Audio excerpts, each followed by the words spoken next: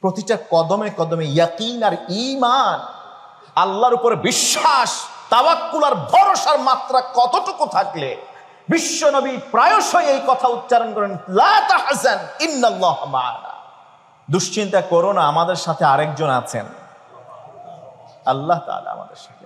আমি ওমর বলছি, আল্লাহর কসম করে, আবু বকরের জীবনে কেটে যাওয়া একটা রাত আর তার জীবনে অতিবাহিত হওয়া একটা দিনের মর্যাদা খালি আমি ওমরের জীবন নয়, আমার পুরো পরিবারের জীবনের সব মর্যাদা চেয়েও আবু বকরের একটা রাত একটা দিনের মর্যাদা অনেক বেশি, সম্মান বেশি। তার সাথে কখনো কশ্চিনকালেও আমাকে তোমরা সমকক্ষ মনে করবে না।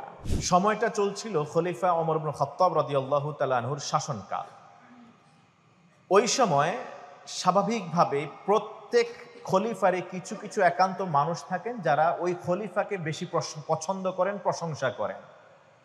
আবু বকর সিদ্দিক রাদিয়াল্লাহু তাআলা আনহুর শাসনামল শেষ হওয়ার পর খলিফা ওমর ইবনে খাত্তাব রাদিয়াল্লাহু তাআলা আনহুর বেশ কিছুদিন পর্যন্ত তার শাসন কার্য পর্যবেক্ষণ করার পরে খলিফা ওমরের আমলে কিছু মানুষ একসাথে বসলেন, তারা মুযাকারা করছেন, আলোচনা পর্যালোচনা করছেন। এক পর্যায়ে দুইজন খলিফার মাঝে কম্প্যারিজন তৈরি হলো। তারা তুলনা করছেন, আবু বকর ভালো, বেশি সম্মানী, বেশি মর্যাদাবান নাকি ওমর ইবনে খাত্তাব।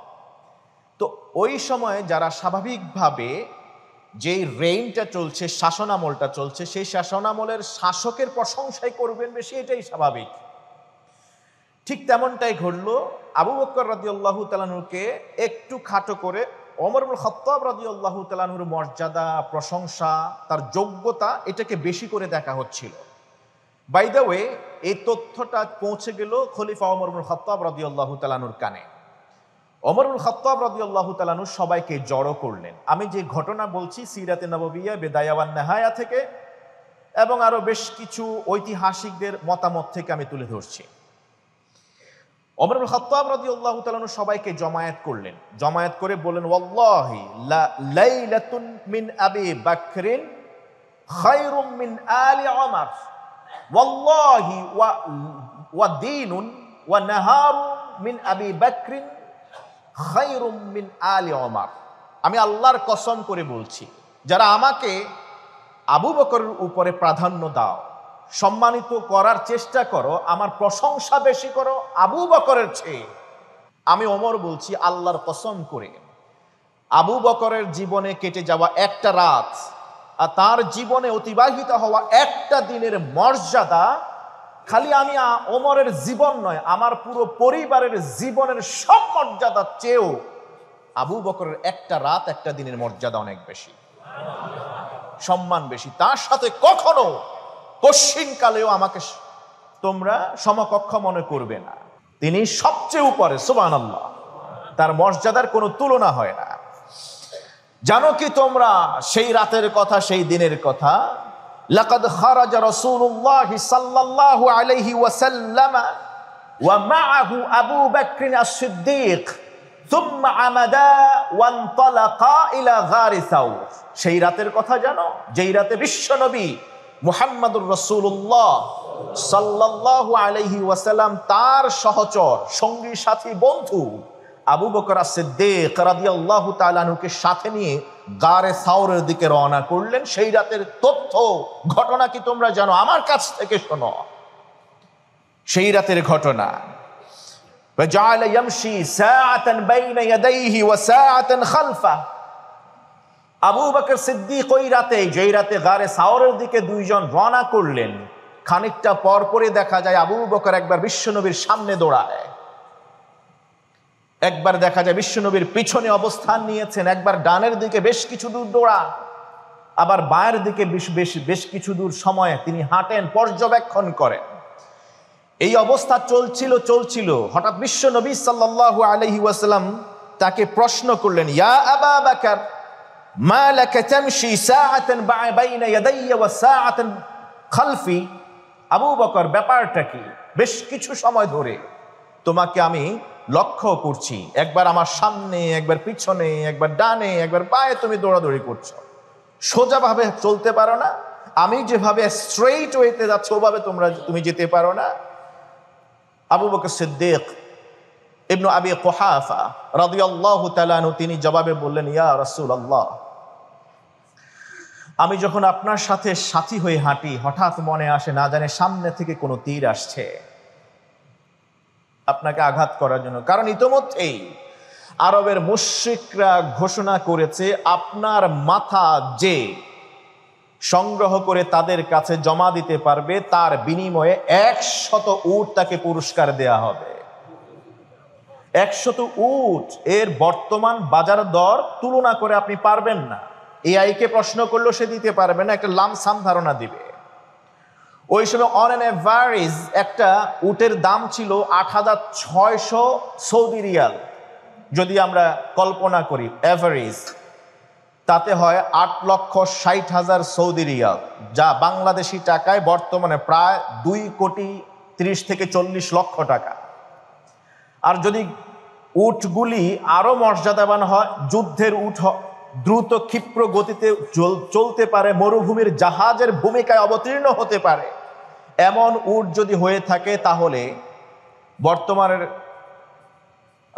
ক্যালকুলেশনে এর দাম আসে প্রায় 20 থেকে 30 কোটি টাকার মতো। এটা রাষ্ট্রীয় এনাম, রাষ্ট্রীয় পুরস্কার ঘোষণা করা হয়েছে। ধরিয়ে দিন, দিলে বিনিময়ে এত টাকা। জীবিত কিংবা মৃত তার মাথা চাই, নাউযুবিল্লাহি মিন যালিক। ইয়া রাসূলুল্লাহ, এই জন্য আমার ভয় হয়, না জানি আপনাকে ওই মাথাটাই তাদের দরকার, আপনার দেহ দরকার নাই। না জানি সামনের দিক থেকে তীর আসে, আমি তাই দৌড়াইয়ে যাই সামনের দিকে। না জানি পিছনের দিক থেকে কেউ আপনাকে ফলো করছে, তাই যাচ্ছি। কিংবা ডানে ও বামে একই অবস্থা আমার মনে হয়, তাই এমনটা করছি। নবীজি মুহাম্মদুর রাসূলুল্লাহ সাল্লাল্লাহু আলাইহি ওয়াসাল্লাম আবু বকরকে বললেন, ইয়া আবা বকর, লাউ কানা শাইউন লা আহবাবতা আন ইয়াকুনা বিকা দুনি। ও আবু বকর, বিষয়টা কি এইরকম, যদি কোনো শত্রুর কোনো আঘাত আমার দিকে ছুটে আসে, সেটা আমার শরীরকে স্পর্শ করার আগে তোমার শরীরকে স্পর্শ করুক, তুমি এটাই কি পছন্দ করো? তুমি কি এটাই চাও? এতে কি তুমি খুশি? আবু বকর সিদ্দিক বিনয়ের সাথে মাথা নিচের দিকে দিয়ে বললেন, নাম ওয়াল্লাযী বাআসা বিল হাক্কি ইয়া রাসূলুল্লাহ। আল্লাহ রাসূল, সে আল্লাহর কসম করে বলছি যে আল্লাহ আপনাকে সত্য দিন সহকারে পাঠিয়েছে। আমার জান চলে যাক, কিন্তু আপনার শরীরে একটা লোম স্পর্শ করুক, এটা আমি বরদাস্ত করতে পারবো না। নবীজি মুহাম্মদুর রাসূলুল্লাহ সাল্লাল্লাহু আলাইহি ওয়াসাল্লাম বললেন, লা তাহজান ইন্নাল্লাহা মা'ানা, লা তাহজান ইন্নাল্লাহা মা'ানা। ও আবু বকর, রাস্তা সোজা পথে চলো, তোমার ডানে বাঁয়ে সামনে পিছনে যাওয়ার কোনো দরকার নাই, আল্লাহ তাআলা আমাদের সাথে আছেন। নবীজি রওনা করলেন। কি স্ট্র্যাটেজিক প্ল্যান বিশ্বনবী নিলেন। সোজা মক্কা থেকে মদিনার উদ্দেশ্যে রওনা করেন নাই। গন্তব্য ডাইরেক্ট যদিও মদিনা ছিল, কিন্তু সোজা পথ ধরেন নাই, বাঁকা পথে ধরলেন। মক্কা থেকে দক্ষিণ দিক হয়ে গারে সাওরের দিকে রওনা করলেন, যা মক্কা থেকে 4 কিলোমিটার দূরে অবস্থিত। দীর্ঘ পথ। আবু বকর সঙ্গী সাথে করে রওনা করলেন। মরুভূমির পথ, বন্ধুর পথ, অপরিচিত অজ্ঞাত অব্যবহৃত পথ ব্যবহার করছিলেন দুইজনে। এই জন্য বিশ্বনবী সাল্লাল্লাহু আলাইহি ওয়াসাল্লাম পায়ে ব্যথা অনুভূত হল। কখনো কখনো পায়ের নিচে পাথর কঙ্কর পড়ার কারণে নবীজি আঘাত পাচ্ছিলেন। আবু বকর সিদ্দিক সেটা ফলো করলেন। তিনি দেখলেন নবীজি মুহাম্মদুর রাসূলুল্লাহ সাল্লাল্লাহু আলাইহি ওয়াসাল্লামের পায়ে যখন দেখলেন আল্লাহ রাসূল ব্যথা পাচ্ছেন, লাম্মা হাফিয়াত রিজলা রাসূলিল্লাহি সাল্লাল্লাহু আলাইহি ওয়াসাল্লাম হামালাহু সিদ্দীক আলা কাহিলি। সিরাতে নববিয়াতে এসেছে, নবীজি মুহাম্মদুর রাসূলুল্লাহ সাল্লাল্লাহু আলাইহি ওয়াসাল্লামের পা যখন প্রায় অবশ হতে চলল, পা যখন ফুলে ওঠার উপক্রম হলো, নবীজি পায়ে যখন আঘাত অনুভব করছিলেন, ব্যথা ব্যথা, আবু বকর সিদ্দিক এটা দেখার পর আল্লাহ রাসূলকে বলেন, ইয়া রাসূলুল্লাহ, আপনি আমার কাঁধের উপরে আসেন, আপনি আমার কাঁধে উঠেন, আমি আপনাকে নিয়ে হাঁটি। বিশ্বনবী সাল্লাল্লাহু আলাইহি ওয়াসাল্লামকে এইভাবে অফার করা হয়েছিল ইতিহাস এরপরে আর বলে না যে নবীজি সাল্লাল্লাহু আলাইহি ওয়াসাল্লাম সেটা পারমিট করেছিলেন কিনা। ব্যাস, এখানে ফুল স্টপ। নবীজি মুহাম্মদুর রাসূলুল্লাহ সাল্লাল্লাহু আলাইহি ওয়াসাল্লাম দীর্ঘ পথ 4 কিলোমিটার পাড়ি দিয়ে আবু বকর সিদ্দিক সহ যখন গারে সাউর এই পাহাড়ের পাদদেশে গিয়ে উপস্থিত হলেন, আবু বকর সিদ্দিক বললেন, ইয়া রাসূলুল্লাহ আলা মাকানিক, আপনি আপনার অবস্থানে কিছু সময় থাকেন, এখন ওঠার দরকার নাই, আগে আমাকে অনুমতি দিন, আমি উপরে যাই, ওই গুহাটা একটু দেখে আসি এটা কি আদৌ বাসযোগ্য কিনা। ইতিপূর্বে তো আপনার দাদা আব্দুল মুত্তালিব সেখানে তিনি তাহান্নুস করতেন, ওখানে অবস্থান নিতেন, ওখানে মেডিটেশন করতেন তিনি, যে দীর্ঘ সময় চলে গেছে, এতদিন পর্যন্ত কেউ এটাকে আবাদ করে নাই, এটাকে কেউ সেখানে গিয়ে থাকে না, ইউজ করে নাই, না জানি এতদিনে কি হয়েছে, আমি একটু পরীক্ষা করে আসি। কোথায় গিয়েছেন? গারে সাওরে। বিশ্বনবী একটু ক্লান্ত, তিনি নিচে বসলেন। আবু বকর সিদ্দিক রাদিয়াল্লাহু তাআলা আনহু সেই পাহাড়ের চূড়ায় উঠলেন। এই পাহাড়টা সমুদ্র ভূপৃষ্ঠ থেকে 748 মিটার উঁচু, যেটা যদি আপনি স্কোয়ার ফিট করেন সেটা প্রায় 8040 প্লাস স্কোয়ার ফিট। আর পাহাড়ের পাদদেশ থেকে তার চূড়ায় পৌঁছতে 458 মিটার উঁচু ওই গুহাটা অবস্থিত, 458 মিটার উপরে, যেটা প্রায় 4900 প্লাস স্কোয়ার ফিট উপরে। আবু বকর সিদ্দিক রাদিয়াল্লাহু তাআলা বিশ্বনবীকে রেখে তিনি আগে পরীক্ষা করার জন্য উঠেছেন। সেখানে গিয়ে পরীক্ষা করে সব পরিষ্কার টরিষ্কার করে আবার নিচে নেমে আসলেন। বললেন, ইয়া রাসূলুল্লাহ এখন আমরা যেতে পারি। বিশ্বনবী সাল্লাল্লাহু আলাইহি ওয়াসাল্লাম পর্যন্ত উপরে উঠলেন। গুহার মুখে যাওয়ার পরে হঠাৎ করে কি যেন মনে করে আবু বকর সিদ্দিক বললেন, ইয়া রাসূলুল্লাহ আর কিছুটা সময় এখানে অপেক্ষা করুন, এখনই ভিতরে ঢুকবেন না, আমি আবার একটু যেতে চাই। আবু বকর সিদ্দিক বিশ্বনবীকে গুহার মুখে রেখে আবার ভিতরে গেলেন।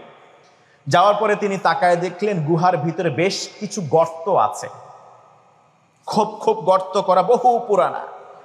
আবু বকর সিদ্দিক রাদিয়াল্লাহু তাআলা নিজেকে আবৃত করে সকল মানুষের চক্ষুকে উপেক্ষা করে ডিসগাইজ বেশে চাদর গায়ে দিয়ে আবৃত করে জড়িয়ে তিনি যে বের হয়েছিলেন, ওই চাদরটাকে তিনি শরীর থেকে সরালেন, টুকরো টুকরো করে ছিঁড়লেন। ছিঁড়ার পরে প্রত্যেকটা গর্তের মুখে মুখে মুখে মুখে তিনি ওই কাপড় ঢুকায় দিলেন। আবার বের হয়ে আসলেন। নবীজি বললেন, আবু বকর কি হয়েছে? আবু বকর বললেন, ইয়া রাসূলুল্লাহ গর্তের ভিতর, গুহার ভিতরে বেশ কিছু গর্ত ছিল, অনেক দিন পুরানা, না জানি ওই গর্তগুলোতে কোনো সাপ কিংবা কোনো কীট, কোনো বিষধর কিছু আছে কিনা, এই ভয়ে আমার হঠাৎ মনে পড়েছে, তাই আপনাকে আবার একটু কষ্ট দিলাম। নবীজি বললেন, চলো এবার যাওয়া যাক। ভিতরে গেলেন। যাওয়ার পরে আল্লাহ রাসূল সাল্লাল্লাহু আলাইহি ওয়াসাল্লাম বললেন, আবু বকর আমার একটু মনে হয় ক্লান্তি পেয়েছে, আমার একটু রেস্ট নেওয়া দরকার। আবু বকর সিদ্দিক বললেন, ইয়া রাসূলুল্লাহ আমি বসি, আপনি আমার রানের উপরে, উরুর উপরে আপনার মাথা মোবারকটা রাখুন, ওভাবে ঘুমান। আবু বকর সিদ্দিক রাদিয়াল্লাহু তাআলা ছোট্ট একটা গুহা, যার আয়তন হলো 131 প্লাস সামথিং স্কোয়ার ফিট, ভিতরে 3.5 উপর, নিচ থেকে উপরের দিকে হলে হাইট হলো গিয়ে 1.25 মিটার, আর ভিতর হলো 3.5 মিটার। এইটা আপনার ধরেন স্কোয়ার ফিট করলে হয়তো বা 131 প্লাস স্কোয়ার ফিটের একটা জায়গা। যারা গিয়েছেন গারে সাউরে তারা দেখেছেন নিশ্চয়ই। আবু বকর সিদ্দিক রাদিয়াল্লাহু তাআলা যখন গুহার ভিতরে বসলেন, বিশ্বনবী এবার আরাম ফরমাবেন, হঠাৎ চোখ পড়লো আরেকটা গুহা, গর্ত এখনো ফাঁকা রয়ে গেছে।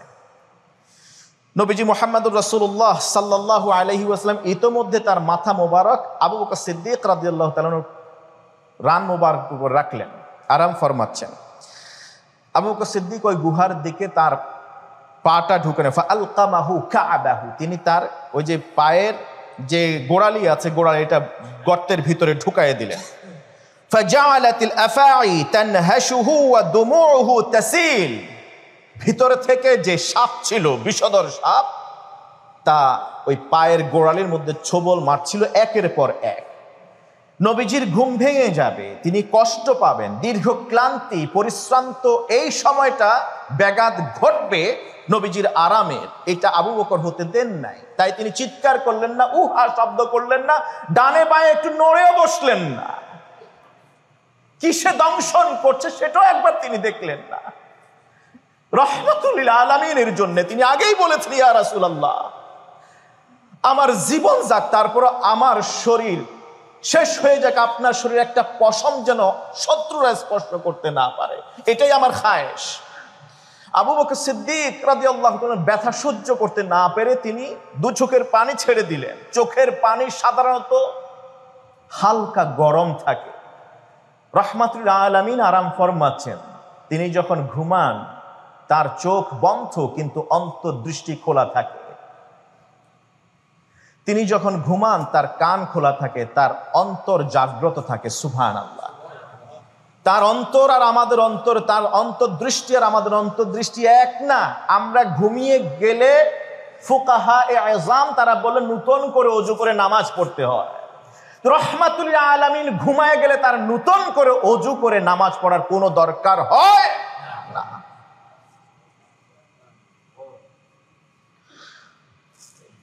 নবীজি মুহাম্মদুর রাসূলুল্লাহ সাল্লাল্লাহু আলাইহি ওয়াসাল্লাম তার নূরানী চেহারায় গরম অনুভূত হলো, ফিল করলেন কি যেন তার মুখের উপর পড়লো, হাত দিয়ে দেখলেন পানি, চোখটা খুলেই দেখলেন আবু বকরের চোখ লাল হয়ে আছে, চোখের পানি ঝরঝর করে পড়ছে।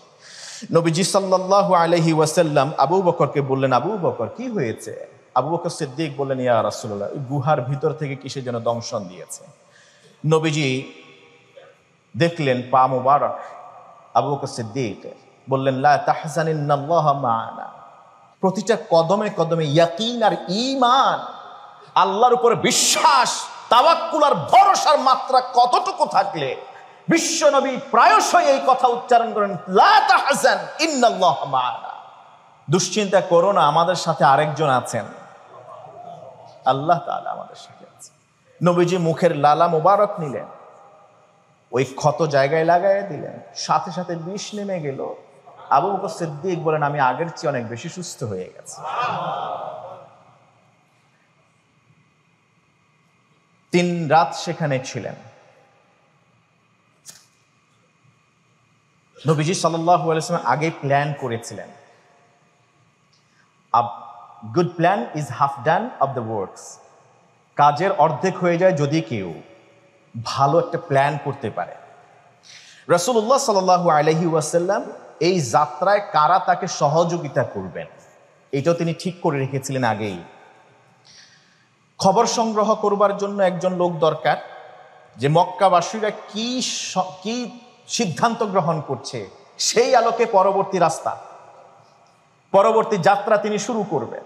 তাই পেছনে রেখে গেলেন আবু বকর সিদ্দিক রাদিয়াল্লাহু তাআলাকে পরামর্শ দিয়েছেন, আবু বকর তোমার পরিবারটা দ্বীনের জন্য স্যাক্রিফাইস করবে, তোমার ছেলে আবু বকর আব্দুল্লাহ যে আছে আব্দুল্লাহকে এই খবর সংগ্রহের দায়িত্বে লাগাবে। তবে পরামর্শ হলো আব্দুল্লাহ বিন আবি বকর দিনের বেলায় থাকবে মক্কার কুরাইশ নেতাদের আশেপাশে, দূর থেকে পর্যবেক্ষণ করবে তারা কি সিদ্ধান্ত গ্রহণ করে। আর রাত যখন সূর্য ডুবে যাবে, রাতে সকলের অগোচরে সে আসবে, আসার পরে আমাদেরকে তথ্যগুলি সরবরাহ করবে। এরপরে কিছু সময় সেখানে রেস্ট নেবে, তারপরে সে আবার চলে যাবে। আবু বকর এই পথে আমাদের আরো একজন লোক দরকার, যে আব্দুল্লাহ যে আমাদের কাছে তথ্য নিয়ে আসবে, সকাল সন্ধ্যায় আসা যাওয়া করবে, তার আসা যাওয়ার পদচিহ্ন মুছে দেওয়ার জন্য আরো একজন লোক দরকার। আবু বকর প্রস্তাব করলেন, ইয়া রাসূলুল্লাহ আমি যে টাকা দিয়ে কিনেছিলাম আমার যে গোলাম, সেই গোলামকে আমির ইবনে ফুহাইরাকে আমি সেই দায়িত্ব দিতে পারি। আমি তো তাকে কেনার পরে নিঃশর্তভাবে তাকে আজাদ করে দিয়েছিলাম। ইভেন এখন সে রাখাল, অর্থাৎ নিজে কিছু বকরি কিনেছে, সেটা সে লালন পালন করে। তার বকরির পালের সাথে আমারও 2টা বকরি আছে, যে 2টা বকরি দুধ দেয়। সুবহানাল্লাহ। ইয়া রাসূলুল্লাহ তাকে আমরা ব্যবহার করতে পারি। নবীজি সাল্লাল্লাহু আলাইহি ওয়াসাল্লাম আবু বকরকে বললেন, আবু বকর তাহলে তুমি আমির ইবনে ফুহাইরাকে বলবে, যখন আব্দুল্লাহ আসবে, আসার সকালের সূর্য উদিত হওয়ার আগেই আমির ইবনে ফুহাইরা তার পুরো পাল নিয়ে, বকরির পাল নিয়ে সে এই পথে যাবে। আব্দুল্লাহ যে সে এখান থেকে চলে গেছে, তার যে ফুটপ্রিন্ট পড়ে আছে সেটা যেন তার বকরির পালের পায়ের খুরের আঘাতে আর বোঝা না যায়, এটা মুছে যায় যে কেউ একজন এই পথে গিয়েছে, কাউকে কোনো তথ্য অথবা কোনো কিছু সরবরাহ করবার জন্য কোনো ট্রেস আউট যেন না থাকে। এবং সারাদিন সে তার বকরিগুলাকে এই জমিনে চড়াইবে, বিকেলের দিকে এসে গুহার নিচে, পাহাড়ের নিচে অবস্থান নিবে, এইখানে রেস্ট করবে, আরাম ফরমাবে। সন্ধ্যা যখন হয়ে আসবে ওখান থেকে দুধ দহন করবে, আর দুধ ওই সেই প্রায় 5,000 স্কোয়ার ফিট উপরে গিয়ে ওখানে পৌঁছায় দেবে। আমির ইবনে ফুহাইরা কাজ এটাই করলেন 3 দিন যাবত। আসেন সকালে সূর্য উদিত হওয়ার আগেই, কারণ ইতোমধ্যে তো আব্দুল্লাহ ইবনে আবি বকর সূর্য উদয় হওয়ার আগেই তিনি চলে গেছেন আবার সব খবর সংগ্রহ করবার জন্য। তিনি আসেন, ফুটপ্রিন্ট মুছে যায়। সারাদিন সেখানে বকরিগুলোকে তিনি ছেড়ে দেন, দেখভাল করেন, সন্ধ্যাবেলা দুধ দহন করেন, আল্লাহ রসুলকে দুধ পান করেন, আবু বকরকে সহ। এরপরে আবার আব্দুল্লাহ যখন আসেন, আব্দুল্লাহ আসার পরে তিনি ওই যে ফুটপ্রিন্ট মোছার জন্য সন্ধ্যার দিকে আবার তিনি পাল নিয়ে চলে আসেন। এভাবে করে সব পদচিহ্ন মুছে দেয়া হতো। শুধু দুধ খাইলে তো চলবে না, কিছু শক্ত খাবারও তো দরকার। আমরা যে কয়েকদিন সেখানে অবস্থান নেব, খাবার সরবরাহ করবার জন্য 4 কিলোমিটার মক্কা থেকে দূরে প্যারালাল জার্নি, আবার উপরের দিকে প্রায় 5,000 স্কোয়ার ফিট উপরে, এই 458 মিটার উপরে এই জায়গায় কে উঠবে, কাকে দায়িত্ব দেয়া যায়, এটা তো অ্যানাউন্সমেন্ট করেও ঘোষণা করা যাচ্ছে না, দায়িত্ব দেওয়া যাচ্ছে না। তাহলে আবু বকর তোমার পরিবারকে দায়িত্ব নিতে হবে। আসমা বিনতু আবি বকর, আসমা বিনতু আবি বকর বললেন, আব্বাজান আমি নিজেই দায়িত্ব নিতে প্রস্তুত আছি। 4 কিলোমিটার রাস্তা তিনি যেতেন খাবার নিয়ে, উপরে উঠতেন। এখন তো সিস্টেম করা হয়েছে, সিঁড়ির মতো করে বানিয়ে দেওয়া হয়েছে, মানুষ যেন উঠতে পারে। তখন চিন্তা করে দেখেন, কল্পনা করে দেখেন, তখন তো সিঁড়ি এরকম করে দেওয়া হয় না ওঠার জন্য। একজন নারী নিজের জীবন বাজি রেখে ইতোমধ্যে থাপ্পড় খেয়েছিলেন, মনে আছে আপনাদের? কানের দুল পর্যন্ত ছিঁড়ে পড়ে গেছে। আবু কোহাফা দাদাকে বুঝ দিলেন কত সুন্দর করে ইসলামের পক্ষে। খাবার প্রস্তুত করে প্রতিদিন তিনি রাতের বেলায় যেতেন, রাতের বেলা গিয়ে খাবারগুলি দিতেন, দেওয়ার পরে খাইয়ে দিয়ে তাদেরকে ঘুম পাড়ায় দিয়ে আসমা রাদিয়াল্লাহু তাআলা আনহা তার বাবাকে রেখে, বিশ্বনবীকে রহমাতুল আলামিনকে রেখে আবার চলে আসতেন। তৃতীয় দিনের মাথায় তো ঘটনা এরকম ঘটেছে, আজকে লাস্ট দিন আল্লাহ রসুল সাল্লাল্লাহু আলাইহি ওয়াসাল্লাম চলে যাবেন, গুহা ত্যাগ করবেন, মদিনার উদ্দেশ্যে রওনা করবেন, আবার ভিন্ন পথ ধরে, অপরিচিত পথ ধরে। আজকে খাবার নেবেন, তাড়াহুড়ো করে খাবার নিয়ে রওনা করে, কিন্তু সাথে করে যে একটা দৌড়ে নিতে হবে, খাবারগুলি বেঁধে নেবেন। ওই যে বাকি যে 14-15 দিন সময় লাগবে মদিনায় পৌঁছানো পর্যন্ত, এই খাবারগুলির জন্য ওই যে উটের বা বাহনের গায়ে সুন্দর করে বেঁধে দেওয়া যায়, ওই ব্যবস্থা করবেন। কিন্তু সেটা তিনি তাড়াহুড়োর কারণে ভুলে গেলেন।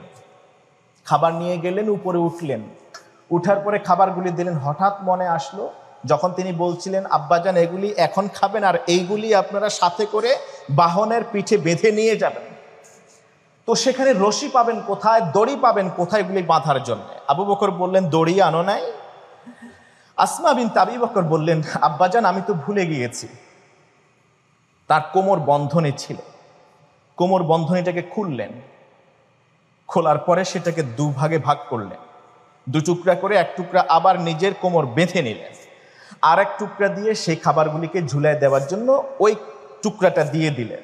এই জন্য ইসলামের ইতিহাসে আসমা বিনতু আবি বকর একটা নাম দেওয়া হয়েছে, জাতুন নেতাকাইন। জাতুন নেতাকাইন, যিনি যে রশি দিয়ে বেঁধেছিলেন, ওই তার কোমর বন্ধনীটাকে 2 ভাগ করেছিলেন, এই জন্য 2টি বন্ধনীর মালিক বলা হয় তাকে। আসমা বিনতু আবি বকর কত বড় দায়িত্ব পালন করেছেন। এটাই হলো ইসলাম। ইসলামকে বিজয়ী বেশে দেখবার জন্য শুধুমাত্র পুরুষরা কন্ট্রিবিউট করবে, আর নারীরা পশ্চাৎপদতা অবলম্বন করে ঘরের ভিতরে বসে থাকবে, এইটা নয়, এটার নাম ইসলাম নয়। ইসলামকে বিজয়ী বেশে পরিচয় করিয়ে দেওয়ার জন্য প্রত্যেকটা যুদ্ধেই অন্য নারীরা তো সাহসী ভূমিকা রেখেছে, বিশ্ব নবী নিজের স্ত্রীদেরকে পর্যন্ত যুদ্ধের ময়দানে নিয়ে গেছেন। সেখানে কেউ কেউ যুদ্ধ করেছেন, কেউ আহত যারা ছিলেন যোদ্ধা মুসলিম শিবিরে তাদের সহযোগিতা করেছেন, সেবা শুশ্রূষা করেছেন, চিকিৎসার কাজে অবতরণ করেছিলেন। আমরা মনে করি যে না, ইসলামিক শরিয়া রাষ্ট্রে যখন বাস্তবায়ন হবে, কোরআনকে যখন সংবিধান হিসেবে সংসদে নেওয়া হবে, তখন নারীদের রাস্তা চলাচল কঠিন হয়ে যাবে। বরং না, তখন নারীরা নির্বিঘ্নে নিরাপত্তা বেষ্টনীর মধ্য দিয়ে নির্ভয়ে তারা রাস্তায় চলাচল করতে পারবে। তাদের রাস্তায় চলাচলে কোনো সমস্যা হবে না, কারণ ইসলাম পর্দার কথা বলেছে আগে পুরুষদেরকে, তারপরে বলেছে নারীদেরকে। নারীরা রাস্তায় বের হবে, প্রয়োজনে তারা বের হবে, প্রয়োজন না থাকলে তারা ঘরে বসে থাকবে। এটা তাদের জন্য আরো বেশি কল্যাণকর। প্রয়োজনে তারা যুদ্ধের ময়দানে যাবে, প্রয়োজনে তারা ডাক্তার চিকিৎসক হবে, প্রয়োজনে তারা যোদ্ধা হবে, সম্মুখ সারিতে যুদ্ধ করবে, প্রয়োজনে নারীরা নেতৃত্ব দিবে। এটাই হলো ইসলাম। যারাই ভুল ভাল বুঝায় তারা মুসলমানদের ধ্বংস চায়, তারা কল্যাণ চায় না। এটা অমুসলিমদের বানানো একটা বড়ি ক্যাপসুল, যেটা মুসলমানদেরকে খাইয়ে দিয়েছে যাতে করে রাষ্ট্রীয় পর্যায়ে ইসলাম পৌঁছতে না পারে, সংসদে কোরআন সংবিধান হিসেবে যেতে না পারে। এটা হলো তাদের চক্রান্ত। আসমার কথা দেখেন, 4 জন মানুষকে এখানে আল্লাহ রাসূল সাল্লাল্লাহু আলাইহি ওয়াসাল্লাম মনোনীত করেছিলেন সহযোগিতা করবার জন্য হিজরতের পথে। এর মধ্যে একজন নারী আসমা বিনত আবি বকর। কত কষ্ট করেছেন একজন। আমার কথা বলে আমি নিজেকে কল্পনা করে দেখেছি আসমা বিনত আবি বকরের ওই জায়গায় দাঁড়িয়ে যে কি করে সম্ভব প্রতিদিন 4-8 কিলোমিটার রাস্তা আসা যাওয়া করা, 458 মিটার উপরে উঠা আবার নামা, এরপরে খাবার প্রস্তুত করে দিয়ে আসা, খাইয়ে দিয়ে সবকিছু আবার সকলের অগোচরে গোপনে সময় মেনটেন করে তারপর আসা যাওয়া করা। এটা চারটিখানি বিষয় না, এত সহজ না এটা। আমাদের মায়েরা পারেন, আমাদের বোনেরা পারেন, তারা ইতিহাসে তার অনন্য দৃষ্টান্ত রেখে গেছেন। আমাদের মাদেরকে বলবো, আপনারা তাদের জীবনী পড়ুন, সেখান থেকে শিক্ষা নিন। তারাও এগিয়ে আসবেন দেশ, দশ এবং ইসলামের উন্নয়নের কল্পে। আল্লাহ কবুল করুন। যে কয়টা দিন গারে সাওরে অবস্থান গ্রহণ করবেন, এরপরে আবার এই দীর্ঘ পথ মদিনায় যাবেন। প্রায় এখনো 450 তো বেশি কিলোমিটার স্ট্রেট ওয়েতে গেলে, মেইন রোডে গেলে প্রায় 500 কিলোমিটার দূরে মক্কা থেকে মদিনা। কিন্তু সেটা তো আবার ঘুরে বিভিন্ন অচেনা পথ দিয়ে যেতে হবে, যাতে করে অমুসলিমরা, মুশরিকরা যারা 100 উট পুরস্কার হিসেবে লোভিবার জন্যে পাগল পড়া হয়ে গেছে, মরিয়া হয়ে উঠেছে, তাদের চক্ষু এড়ানোর জন্য ঘুরে ঘুরে বিভিন্ন অপরিচিত রাস্তা দিয়ে যাবেন। তো সেখানে আর হেঁটে যাবেন কি করে? এই জন্য ওই যে আবু বকর সিদ্দিক রাদিয়াল্লাহু তাআলা শুরুতেই যে 2টা উট কিনে রেখেছিলেন এই হিজরতের জন্যে, সে উটগুলা ওই অপরিচিত রাস্তা মদিনার পথ চেনেন কে? এই জন্য একজন পথ ফাইন্ডার দরকার, পাথ ফাইন্ডার, একজন ট্রাফিক দরকার, যিনি রাস্তাগুলি ভালো চেনেন। হ্যাঁ, গাইডলাইন দরকার, গাইডার দরকার, গাইডম্যান। তখন এখানে নিয়োগ দেয়া হলো একজন মুশরিককে, যিনি এখনো ইসলাম ধর্ম গ্রহণ করেন।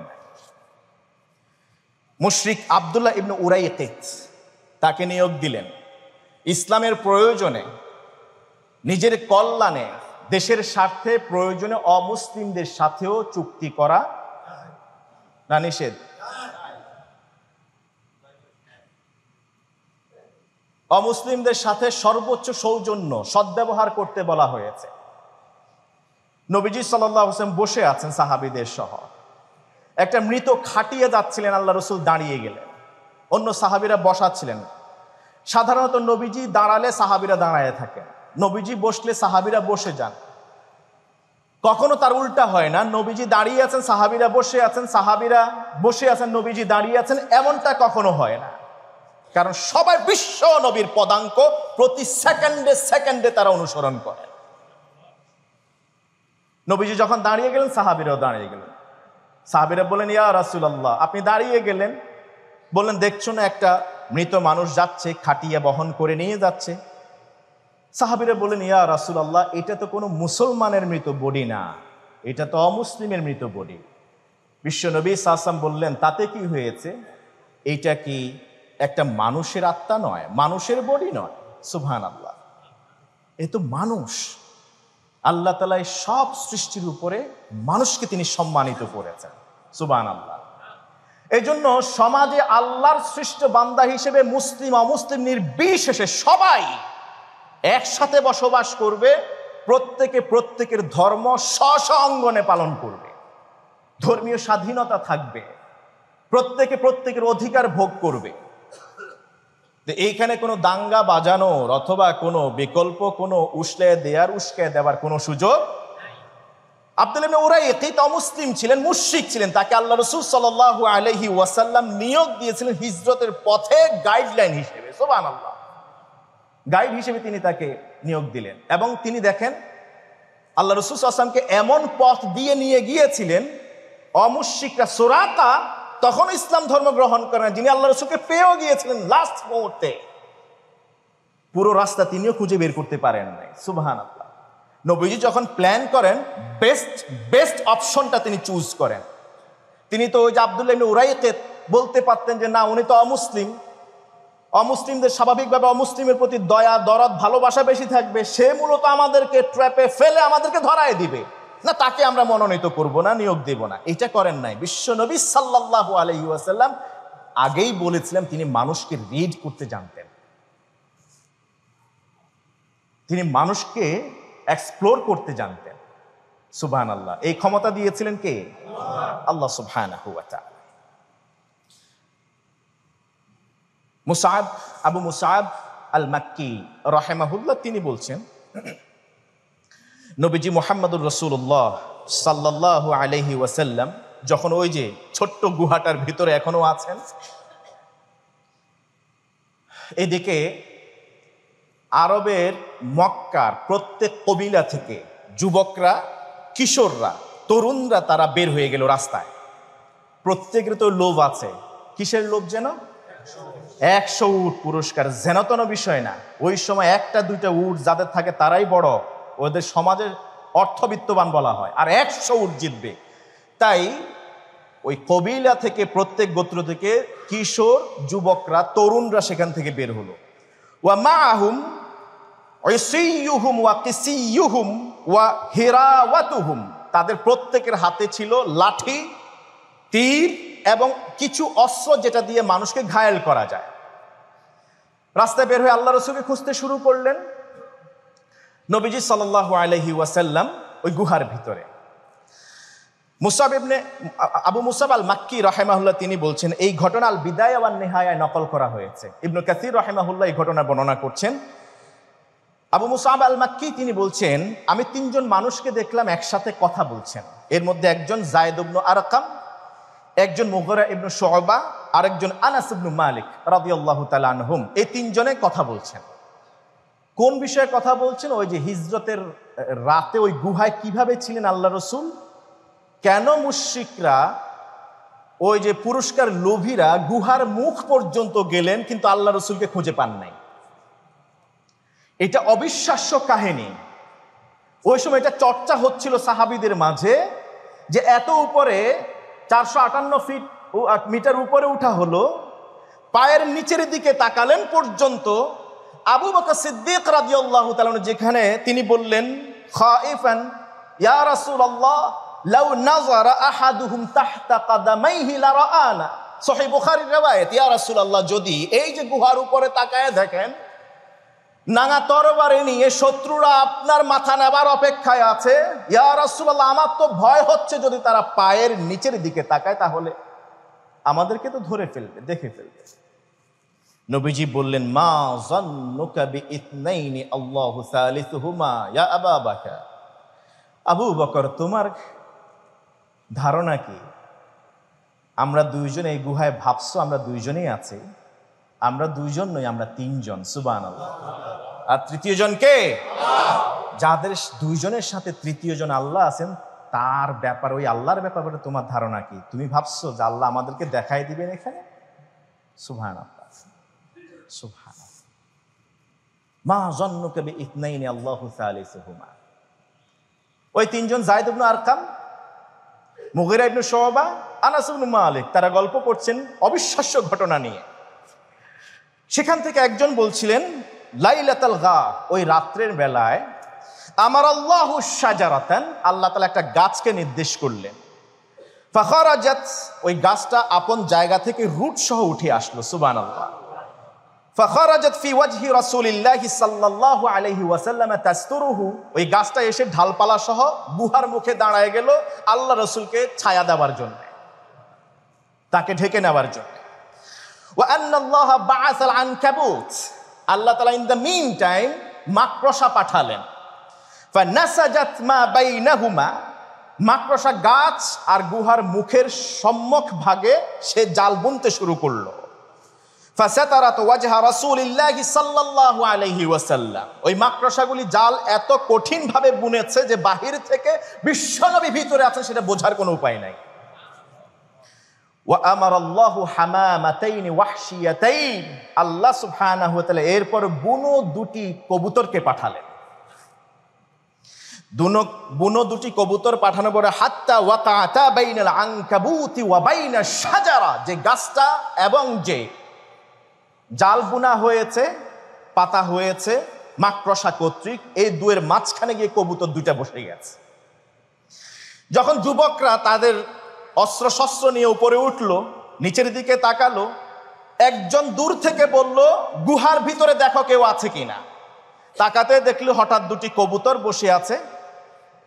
বহু পুরাতন, দেখতে দেখা যাচ্ছে এখানে মাকড়সার জাল পাতা আছে, অতএব এখানে কেউ ঢুকলে তো জাল থাকার কথা না, কবুতরও বসার কথা না। সেখান থেকে নেমে আসলো, নামার পরে বলল, গুহার ভিতরে দেখেছো কিনা? একদল আসলো, এখানে সবাই ভাগ বাটোয়ারা করে নেবে। বললো, গুহার ভিতরে দেখার দরকার নাই, কারণ আমি গুহার মুখে তাকায় দেখছি সেখানে কবুতর আছে আর জাল বুনা আছে, মাকড়সার জাল, এই জন্য প্রয়োজন নাই সময় নষ্ট করা, চলো অন্যদিকে দেখি। সুবহানাল্লাহ। সেখান থেকে তারা চলে গেল। মুআজ্জাজ হাদিরিন, নবীজি সাল্লাল্লাহু আলাইহি ওয়াসাল্লাম 3 দিন পরে সেখান থেকে আব্দুল্লাহ ইবনে উরাইকাতের দিক নির্দেশনায় তারা মদিনার উদ্দেশ্যে রওনা করলেন। এই পথে ছিলেন আরো 14 দিন। ওই সময়টুকু মক্কায় বের হওয়া থেকে শুরু করে মদিনায় পৌঁছা পর্যন্ত আল্লাহ রাসূল সাল্লাল্লাহু আলাইহি ওয়াসাল্লাম কি প্ল্যান গ্রহণ করেছিলেন, আল্লাহ তাআলা যদি আমাদেরকে সুযোগ দেন, আগামী জুমআতে ইনশাআল্লাহ তাআলা আমরা কমপক্ষে 30টা থেকে 32টার উপরে স্ট্র্যাটেজিক প্ল্যান নিয়ে কথা বলবো। বিশ্বনবী সাল্লাল্লাহু আলাইহি ওয়াসাল্লাম হিজরতের এই পথে, এই রাস্তাটুকুনে তিনি ওই প্ল্যান গ্রহণ করেছিলেন পুরো পরিকল্পিতভাবে। সুবহানাল্লাহ। 32টার উপরে প্ল্যান তিনি গ্রহণ করেছিলেন। ওই স্ট্র্যাটেজিক প্ল্যান নিয়ে আমরা আগামী সপ্তাহে ইনশাআল্লাহ তাআলা কথা বলবো। আল্লাহ তাআলা আমাদেরকে তৌফিক দান করুন।